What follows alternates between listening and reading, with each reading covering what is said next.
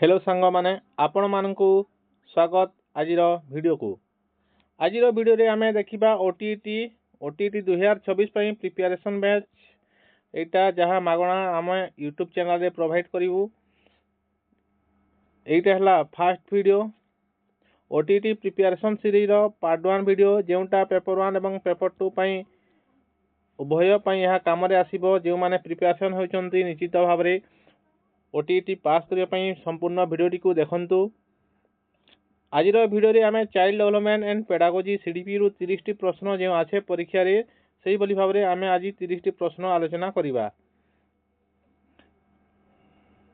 जे माने आम Odia learning academy YouTube channel को सब्सक्राइब करनांती दया करी सब्सक्राइब कर दियंतु एवं वीडियो टी को लाइक कमेंट करबा को भूलंतु नाही। चलंतु देरी न करी आरंभ करिबा आजिर प्रथम प्रश्न। शिशुर मानसिक विकास केउं अवस्था रे सबुठारु द्रुत होइताय? शैशव अवस्था, प्राक बाल्यावस्था, परवर्ती बाल्यावस्था ना कैशोरावस्था? ताहले यार सठिक उत्तर हो ऑप्शन बी प्राक बाल्यावस्था हो सठिक उत्तर। परवर्ती प्रश्न 2 नंबर प्रश्न देखिबा। शिक्षादान एक दुई मेरु विशिष्ट प्रक्रिया यह किए कहिदिले? शिक्षादान एक दुई मेरु विशिष्ट प्रक्रिया यह किए कहिदिले? ना जॉन आडामस, जॉन ड्यू, रूसो ना प्लोटो? ताहले यार सठिक उत्तर हो जॉन आडामस, ऑप्शन ए हो सठिक उत्तर। 3 नंबर प्रश्न जीवा। जीन पियाजे अनुसार बौद्धिक विकासर केउं पर्याय रे शिशु वस्तु दायित्व बा ऑब्जेक्ट परफॉर्मेंस गुण प्रदर्शन करिथाए? ऑप्शन ए रे अछि संवेदीकारक, ऑप्शन बी अछि प्राक संकार्यधर्मी, ऑप्शन सी रे अछि स्थूल संकार्यधर्मी, ऑप्शन डी अछि विमूर्त संकार्यधर्मी। ताहले संवेदीकारक पास सेंसरी मोटर, प्राक संकार्यधर्मी बा प्री ऑपरेशनल, स्थूल संकार्यधर्मी बा कंक्रीट ऑपरेशनल एवं विमूर्त संकार्यधर्मी जार इंग्राजी होची फॉर्मल ऑपरेशन। ताहले यार सठिक उत्तर हो वस्तुर दायित्व गुण प्रदर्शन शिशु केउं अवस्था रे करिथाय? ना संवेदीकारक, ऑप्शन ए हो सठिक उत्तर। चतुर्थ प्रश्न जीवा। निम्नोक्त मध्यरु केउंटी एक आभ्यंतरीण अभिप्रेरणार उदाहरण? आभ्यंतरीण अभिप्रेरणा पुरस्कार पाइबा, प्रशंसा पाइबा, निजर आग्रह बा आनंद पाइबा पई पढ़िबा, दंडरू बंचिबा? ताहले यार सठिक उत्तर हो ऑप्शन सी हो सठिक उत्तर। निजर आग्रह बा आनंद पई पढ़िबा हेउची आभ्यंतरीण अभिप्रेरणा। पुरस्कार पाइबा, प्रशंसा पाइबा, दंडरू बंचिबा ए सब हो गोटे गोटे कौन बाह्य अभिप्रेरणा।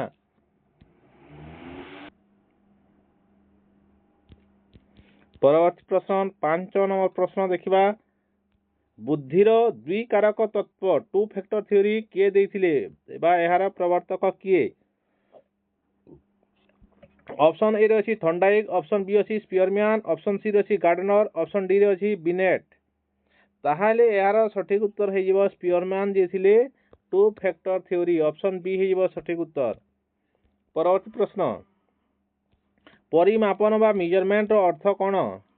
ऑप्शन ए रे देछि गुणात्मक परिवर्तन, ऑप्शन बी देछि परिमाणात्मक परिवर्तन, ऑप्शन सी देछि सामाजिक परिवर्तन, ऑप्शन डी देछि मानसिक परिवर्तन? ताहले यार सठिक उत्तर हो ऑप्शन बी परिमाणात्मक परिवर्तन। परिमापन अर्थात परिमाणात्मक परिवर्तन। परवर्ती प्रश्न 7 नंबर प्रश्न देखिबा। जने शिक्षक श्रेणी रे प्रश्न पचारिबा द्वारा शिशुर केउं विकास होइथाय? केवल मानसिक, ऑप्शन बी देछि केवल शारीरिक, ऑप्शन सी देछि चिंतन और जोगाजोग कौशल, ऑप्शन डी देछि केवल सामाजिक? ताहले यार सठिक उत्तर हो ऑप्शन सी चिंतन और जोगाजोग कौशल रो विकास होइथाय। 8 नंबर प्रश्न देखिबा। समन्वित शिक्षा बा इनक्लूसिव एजुकेशन रो मुख्य उद्देश्य कौन? ऑप्शन ए देछि केवल प्रतिभावान पिलांको पढ़ाइबा, ऑप्शन बी अछि भिन्नक्षम और साधारण पिलांको एकाठी पढ़ाइबा, ऑप्शन सी देछि केवल गरीब पिलांको पढ़ाइबा, ऑप्शन डी देछि श्रेणी रे कठोर श्रृंखला रखिबा? ताहले यार सठिक उत्तर हो ऑप्शन बी भिन्नक्षम एवं साधारण पिलांको एकाठी पढ़ाइबा होछि समन्वित शिक्षा इनक्लूसिव एजुकेशन रो मुख्य उद्देश्य। परवर्ती प्रश्न 9 नंबर प्रश्न। व्यक्तित्व बा पर्सनालिटी रो शब्दटी केउं लाटिन शब्द रु आसीछि? पर्सन, पर्सनल, पार्सोना पार्सोनिक ताहले यार सठिक उत्तर हो ऑप्शन सी पार्सोना ऑप्शन सी हो सठिक उत्तर पार्सोना गोटे लाटिन शब्द रु पर्सनालिटी हेछि ठीक अछि 10 नंबर प्रश्न देखिबा शिशु केंद्रिक शिक्षा चाइल्ड सेंटर एजुकेशन रे काहाकू सर्वाधिक गुरुत्व दिया जाए पाठ्यपुस्तक शिक्षक शिक्षार्थी ना परिचालना समिति ताहले यार सठिक उत्तर हो ऑप्शन सी शिक्षार्थी ना शिशु केंद्रिक शिक्षा रे शिक्षार्थी को ही अधिक गुरुत्व दिया जाए सर्वाधिक गुरुत्व दिया जाए काहाकू शिक्षार्थी को 11 नंबर प्रश्न देखिबा आईक्यू निर्णय करिवार सूत्र कोन CA by MA into 100 MA by CA into 100 MA plus CA MA into CA ताहले यार सठिक उत्तर कौन ऑप्शन बी हो सठिक उत्तर MA by CA mental age एवं क्रोनोलॉजिकल एज इंटू 100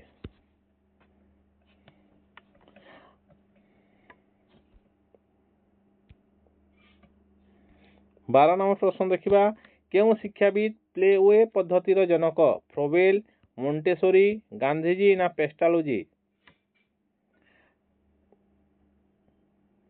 ताहले यार सठिक उत्तर हेबो फ्रोबेल ऑप्शन ए प्लेवे रो पद्धतिर जनक होउछंती फ्रोबेल 13 नंबर प्रश्न देखिबा वैषम्य सूचक परीक्षा बा डायग्नोस्टिक टेस्ट काहे की करा जाय थाए पिलांको मार्क देबा पई शिक्षार्थी रो दुर्बलता जानिबा पई सर्टिफिकेट देबा पई ना पाठ्यक्रम शेष करिबा पई ताहले यार सठिक उत्तर हेबो शिक्षार्थी रो दुर्बलता जानिबा पई डायग्नोस्टिक टेस्ट करा जाय थाए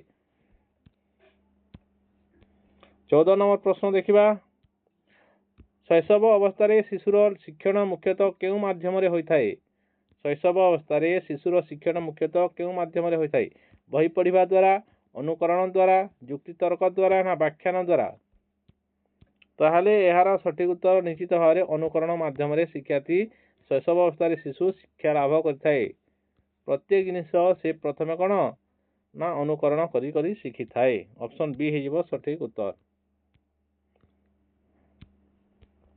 15 नंबर प्रश्न देखिबा व्यक्तिगत पार्थक्य बा इंडिविजुअल डिफरेंस रो कारण कोन ऑप्शन ए देछि केवल वंशानुगुण ऑप्शन बी अछि केवल परिवेश ऑप्शन सी देछि वंशानुगुण और परिवेश रो अंतःक्रिया ऑप्शन डी देछि केवल आर्थिक अवस्था ताहले यार सठिक उत्तर हेजिबो वंशानुगुण एवं परिवेश रो अंतःक्रिया ऑप्शन सी हेजिबो सठिक उत्तर सृजनशील क्रिएटिव शिक्षार्थी रो गुण कोन क्रिएटिव शिक्षार्थी रो गुण कोन होइथाय से केवल बही पढ़े ऑप्शन बी देछि से नूतन चिंताधारा और समाधान बाहर करिथाय ऑप्शन से सबु बेले चुप रहे से श्रेणी रे बहुत सोई थाए ताहले यार सठिक उत्तर हेजिबा ऑप्शन बी से नूतन चिंताधारा और समाधान बाहर करिथाय जे सृजनशील शिक्षार्थी परवर्ती प्रश्न 17 नंबर प्रश्न देखिबा शिक्षणर प्रचेष्टा और प्रमाद ट्रायल एंड एरर तत्व किए देथिले पावलक स्किनर थंडाइक ना कोहलर ताहले यार सठिक उत्तर थंडाइक हेबो सठिक उत्तर थंडाइक देथिले ट्रायल एंड एरर थ्योरी पावलक जो थ्योरी देथिले से थ्योरी रो नाम कोन आपण माने कमेंट रे कहिबे कोहलर कोन देथिले मध्ये आपण माने कमेंट रे कहंतु परवर्ती प्रश्न सामाजिक विकासर प्रथम सोपान केउटी सामाजिक विकासर प्रथम सोपान केउटी विद्यालय परिवार खेल पड़िया ना सिनेमा हॉल ताहले यार सठिक उत्तर हेजिबो परिवार हेजिबो सठिक उत्तर ऑप्शन बी कैशोर अवस्था को स्टॉर्म एंड स्ट्रेस बा झड़ एवं चापर समय बोली किए कहिथिले स्टानले हॉल पियाजे ब्रूनर भाइगोट्स्की ताहले यार सठिक उत्तर हेजिबो स्टानले हॉल ऑप्शन ए हेजिबो सठिक उत्तर स्टानले हॉल कोन कहिथिले ना झड़ और चापर समय बोली कहिथिले 20 नंबर प्रश्न देखिबा गठनात्मक मूल्यांकन बा फॉर्मेटिव असेसमेंट केतेबेले करा जाय थाए वर्ष शेष रे ऑप्शन ए रे देछि वर्ष शेष रे ऑप्शन बी देछि पाठ पढ़ाइबा समय रे ऑप्शन सी देछि केवल परीक्षा पूर्व, ऑप्शन डी देछि पाठ आरंभ हेबा पूर्व। पाठ आरंभ हेबा पूर्व जेउटा करा जाय थाए सेटा कोन व्यवस्थान, केवल परीक्षा पूर्व एटा कोन समेटिव, पाठ पढ़ाइबा समय रे एटा हेबो फॉर्मेटिव, वर्ष शेष रे हेबो समेटिव। ताले पाठ पढ़ाइबा समय रे कोन करा जाय थाए फॉर्मेटिव असेसमेंट करा जाय थाए। ऑप्शन बी हे जिवो सठिक उत्तर।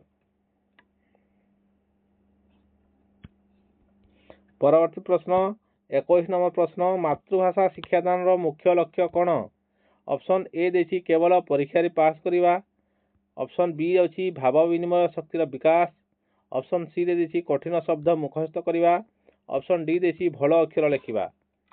ताहले 21 नंबर प्रश्नर सठिक उत्तर हे जिवो भाव विनिमय शक्तिर विकास, ऑप्शन बी हे जिवो सठिक उत्तर। 22 नंबर प्रश्न देखिबा, समिष्ट विकासर क्षेत्र बा जेडपीडी यार फुल फॉर्म आपण माने कहिबे जोन ऑफ डैश आपण कहिबे कमेंट माध्यम रे कहंतु, कमेंट करी कहंतु जेडपीडी रो फुल फॉर्म कोन। ताहले एही जेडपीडी रो धारणा किए देथिले, पियाजे, भाइगोट्स्की ना एरिक्सन ना मास्लो।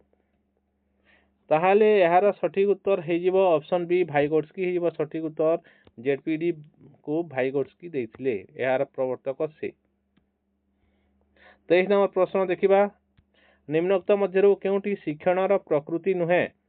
शिक्षण एक निरंतर प्रक्रिया, ऑप्शन ए रे देछि शिक्षण एक निरंतर प्रक्रिया, ऑप्शन बी देछि शिक्षण आचरण रे परिवर्तन आणे, निश्चित भावे यह मध्य ठीक अछि। शिक्षण केवल विद्यालय रे सीमित यह नुहे, शिक्षण एक निर्दिष्ट लक्ष्य थाए, शिक्षणर निश्चित भाव रे लक्ष्य थाए किंतु केवल विद्यालय रे सीमित शिक्षण बाहर शिक्षा लाभ करा जाई परिबो नाही, एपरि यह शिक्षणर प्रकृति नुहे। तेणु यार सठिक उत्तर हे जिवो ऑप्शन सी, शिक्षण सबु ठारे संभव। 24 नंबर प्रश्न देखिबा, अनुबंधित प्रतिक्रिया बा क्लासिकल कंडीशनिंग उपरे किए परीक्षा करथिले?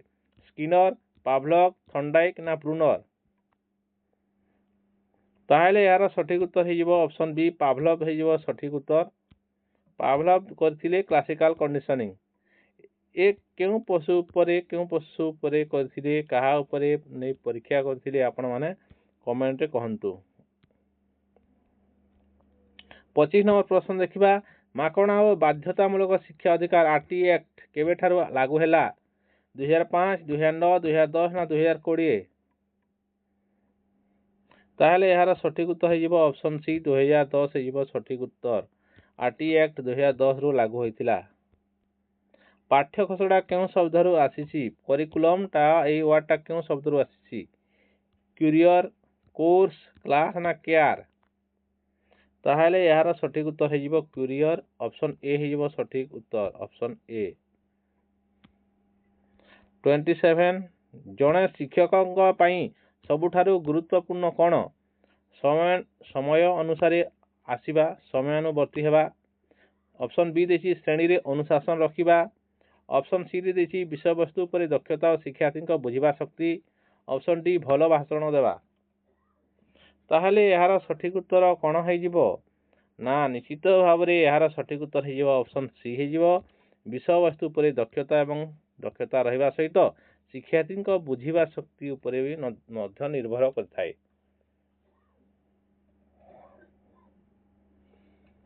तारे यार सठिक उत्तर है ऑप्शन सी। 28 नंबर प्रश्न देखिबा, दृश्य श्राव्य उपकरण ऑडियो विजुअल एड्स व्यवहार करने द्वारा कौन होता है? ना समय नष्ट होता है, एपरी किसी ना। पाठ पढ़ा आनंददायक एवं प्रभावशाली हुए, निश्चित भाव ठीक अच्छी। शिक्षक को कम परिश्रम करने को पड़े ना ना ना, शिक्षक कम परिश्रम करेंगे कहीं, यह ठीक नुहे, यहीटा ठीक अच्छी। केवल धनी पिला उपकृत होती, एपरी किसी ना। तेणु ऑप्शन बी हो सठिक उत्तर, दृश्य श्राव्य उपकरण द्वारा पाठपढ़ा आनंददायक एवं प्रभावशाली होता है। 29 प्रश्न देखिबा, अविच्छिन्न और सामग्रिक मूल्यांकन सीसीई रे केउं दिग उपरे गुरुत्व दिया जाए? केवल पाठ्यगत दिग, केवल सहपाठ्यगत दिग, पाठ्यगत और सहपाठ्यगत उभय दिग, ना ऑप्शन डी केवल खेलकूद। ତାହେଲେ ଏହାର ସଠିକ୍ ଉତ୍ତର ହେଇଯିବ ଅପସନ୍ ସି ପାଠ୍ୟଗତ ଏବଂ ସହ ପାଠ୍ୟଗତ ଉଭୟ ଦିଗ ଉପରେ ଗୁରୁତ୍ୱ ଦିଆଯାଇଥାଏ।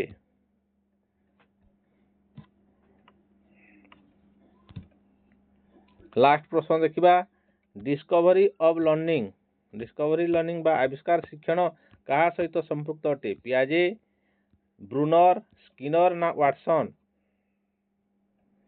ତାହେଲେ ଏହାର ସଠିକ୍ ଉତ୍ତର ହେଇଯିବ ବ୍ରୁନର ହେଇଯିବ ସଠିକ୍ ଉତ୍ତର। ଅପସନ୍ ବି ହେଇଯିବ ସଠିକ୍ ଉତ୍ତର। ଜେରମ୍ ବ୍ରୁନର ଡିସ୍କଭରି ଲର୍ଣ୍ଣିଂ ସହିତ ସମ୍ପୃକ୍ତ।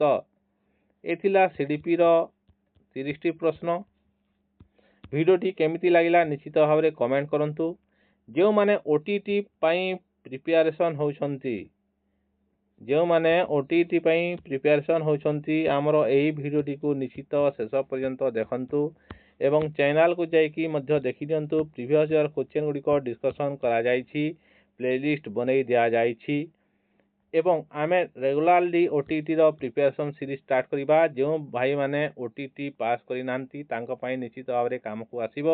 ତେଣୁ ନିଶ୍ଚିତ ଭାବରେ ଗୋଟିଏ ସବସ୍କ୍ରାଇବ୍ ବନୁଛି ଭାୟାର ଏବଂ ଲାଇକ୍ କରିବା ସହିତ କମେଣ୍ଟ କରିଦିଅନ୍ତୁ ଏବଂ ଯେଉଁମାନେ OTT ପାଇଁ ପ୍ରିପାରେସନ୍ ହେଉଛନ୍ତି ଆପଣମାନଙ୍କ ସାଙ୍ଗମାନଙ୍କ ସହିତ କିମ୍ବା ଆପଣମାନଙ୍କର ଯେଉଁ ଗ୍ରୁପ୍ ଅଛି ଆପଣଙ୍କର ଯେଉଁ BED ଗ୍ରୁପ୍ କିମ୍ବା CT ଗ୍ରୁପ୍ ସେଥିରେ ଆପଣ ନିଶ୍ଚିତ ଭାବରେ ଆମର ଏହି ଭିଡ଼ିଓଟିକୁ ସେୟାର କରିବା ପାଇଁ ଅନୁରୋଧ।